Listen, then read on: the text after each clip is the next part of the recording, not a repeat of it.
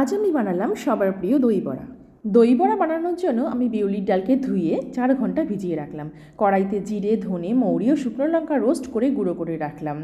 এবার ভেজানো ডালকে মিক্সিতে পেস্ট করে তাতে সামান্য নুন দিয়ে হাত দিয়ে ভালো করে ফেটিয়ে নিয়ে তেলে ভেজে তুলে রাখলাম। এবার এক বাটি জলে একটু নুন মিশিয়ে গরম বড়াগুলোকে ডুবিয়ে দিয়ে রেখে কড়াইতে সামান্য তেলে ধনে, মেথি, সাদা জিরে, আদা ও কারি পাতা হালকা করে ভেজে সেই বাটির জলে মিশিয়ে দিলাম।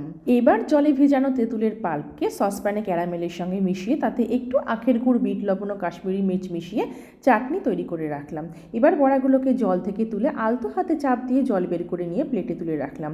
মিক্সিং জারে টক দইকে 4 থেকে 5 সেকেন্ড ঘুরিয়ে নিয়ে তার থেকে অল্প দই সরিয়ে তাতে চিনি মিশিয়ে সেই দুরকম দই একত্র করে একটা বাটিতে ঢেলে বড়াগুলোকে তার মধ্যে ডুবিয়ে রেখে দিলাম প্রায় 45 মিনিট। শেষে রোস্টেড মশলা ও চাটনি দিয়ে পরিবেশন করলাম দই বড়া।